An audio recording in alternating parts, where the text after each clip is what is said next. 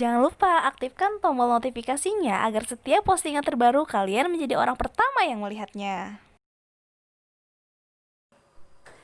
Halo Sobat Milenial, kembali lagi di YouTube channel Ibu. Oke, bagaimana kabarnya kalian di sana? Semoga kita semua dalam keadaan sehat walafiat dan semoga kita selalu diberikan perlindungan oleh Yang Maha Kuasa dan terhindar dari segala macam penyakit termasuk si COVID-19 ini ya. Berhubung kita masih daring, jadi di minggu kedua ini kita masih belajar secara online. Untuk itu, marilah kita sebelum memulai segala aktivitas kita, mari sama-sama kita mulainya dengan berdoa terlebih dahulu ya. Walaupun di sini ibu tidak bisa menjangkau kalian yang ada di sana karena keterbatasan ibu ya, tapi ibu harap kalian dibiasakan untuk bersikap jujur terhadap diri sendiri ya, dan tidak tidak berbohong terhadap diri sendiri ya, karena sesungguhnya Allah Maha mengetahui apa yang kalian lakukan di rumah atau di mana saja ya. Untuk itu sebelum kita memulai aktivitas, sebelum kita belajar, mari sama-sama kita berdoa dengan mengucapkan basmalah. Bismillahirrahmanirrahim. Baik, berlanjut ke season berikutnya, yaitu di minggu yang lalu Ibu sudah memperkenalkan kepada kalian semua tentang biodata diri Ibu dan juga mata pelajaran yang Ibu ajarkan di semester ganjil ini ya. Mulai dari silabusnya, kompetensi dasarnya, terus materi-materi yang akan diajarkannya, dan juga terakhir bagaimana penilaian Ibu selama satu semester ganjil ini ya. Jadi sekedar mengingatkan kembali ya. Untuk itu silahkan kalian persiapkan segala sesuatunya karena sebentar lagi kita akan beranjak ke materi ya. Di pertemuan kedua kita sudah akan langsung masuk ke materi yang pertama. Ayo, ada yang masih ingat materi apa saja itu? Ya, silahkan kalian siapkan buku tulisnya dan segala sesuatunya. Dan saran dari ibu, ibu harap kalian mendownloadnya terlebih dahulu ya. Karena kalau misalkan kalian tidak mendownloadnya, ibu khawatirkan jaringan tidak akan stabil saat kalian menonton video pembelajaran ini. Jadi, dan menurut ibu akan lebih menghemat kuota tentunya kalau kalian mendownload terlebih dahulu ya. Lalu setelah di-download kalian saksikan sampai akhir. Kenapa sampai akhir? Karena di akhir nanti, di akhir video ini akan selalu ada tugas yang harus kalian kerjakan. Tugasnya itu adalah berhubungan dengan apa yang kalian lihat dan apa yang kalian tonton tadi ya. Maka dari itu silahkan dipersiapkan dan jangan lupa bagi yang senang untuk belajar sambil mendengarkan musik boleh, yang senang belajar sambil ngopi-ngopi boleh, silahkan ya. Silahkan lakukan se-enjoy kalian di rumah. Yang terpenting kalian menyimak dan mendengarkan apa yang ibu paparkan pada pertemuan minggu kali ini, oke? Selamat menyaksikan video berikut ini.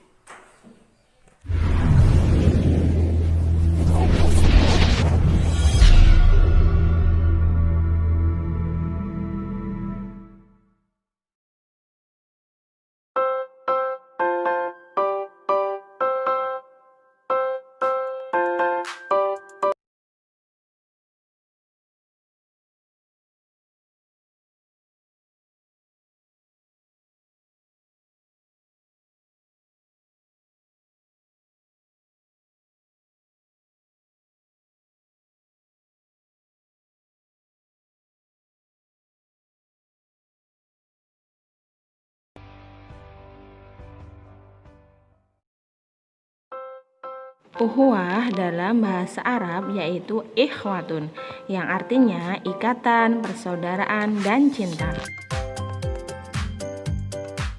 Dalam Quran Surat Al-Hujurat ayat 10 yang bunyinya,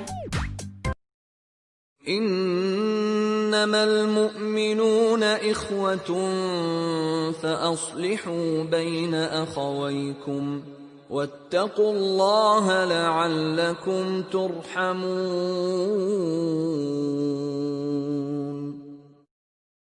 yang Artinya orang-orang beriman itu sesungguhnya bersaudara. Sebab itu perbaikilah hubungan antara kedua saudaramu dan takutlah terhadap Allah supaya kamu mendapatkan rahmat.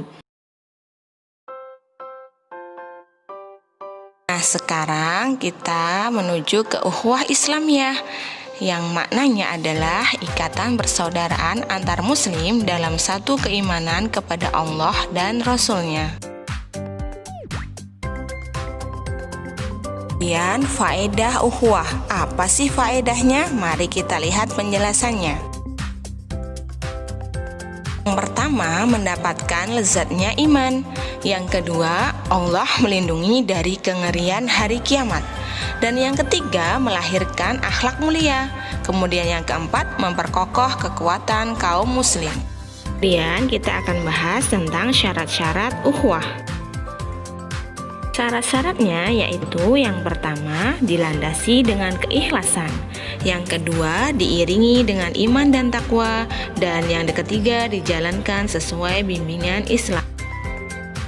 Selanjutnya kita bahas kiat-kiat dalam merajut ukhuwah. Kiatnya adalah 1. Sholat berjamaah di masjid, 2. Menebarkan salam, 3. Mengamalkan hadis tentang hak seorang muslim, dan keempat, membantu meringankan beban saudaranya. Selanjutnya yang kelima, saling memaafkan, yang keenam, menjauhi perbuatan maksiat, dan yang ketujuh, saling mendoakan dalam kebaikan. Ya, oke.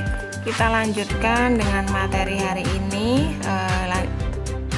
Kelanjutan dari ukhuwah yaitu tentang mujahadah an-nafs dan juga husnudzon.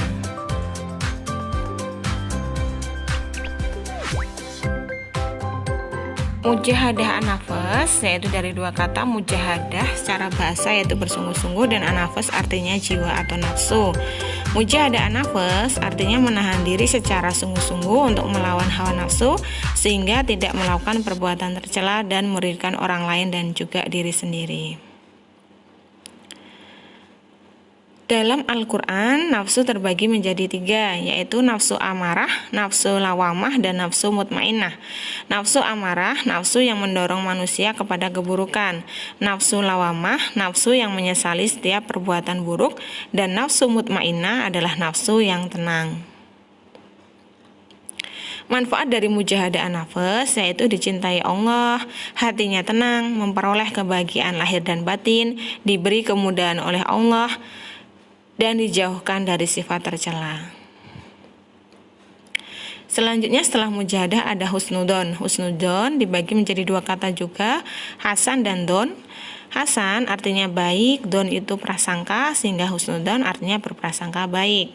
Secara istilah, husnudzon adalah sikap orang yang selalu berpikir positif terhadap apa yang telah diperbuat oleh orang lain. Lawan husnudzon adalah suudzon. Dalam ilmu akhlak, husnudzon dikelompokkan menjadi 3, yaitu husnudzon kepada Allah, artinya berbaik sangka kepada Allah atas apapun yang dihadapi dan dialami dalam kehidupan. Yang kedua, husnudzon kepada diri sendiri, yaitu senantiasa berpositif thinking terhadap diri sendiri, dan husnudzon kepada orang lain, yang mana kita harus senantiasa berprasangka yang baik terhadap orang lain dan tidak bermaksud jahat. Apa sih manfaat dari husnudzon?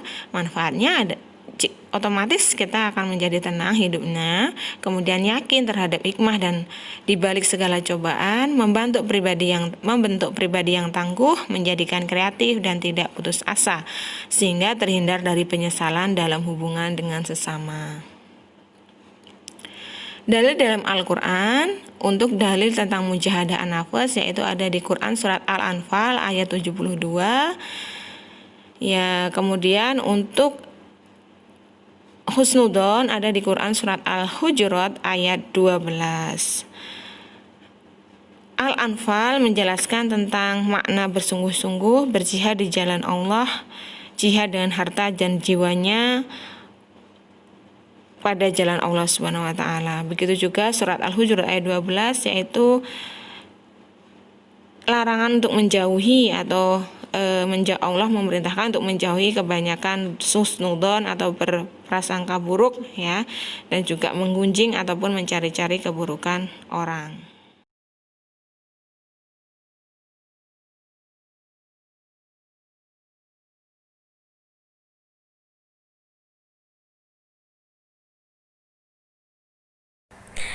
Nah, bagaimana anak-anak? Apakah kalian sudah memahami dan mengerti apa yang diajarkan oleh Ibu hari ini?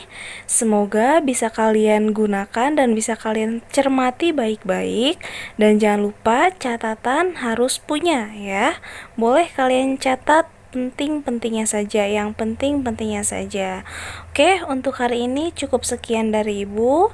Semoga bermanfaat. Wabillahi taufiq wal hidayah. Wassalamualaikum warahmatullahi wabarakatuh.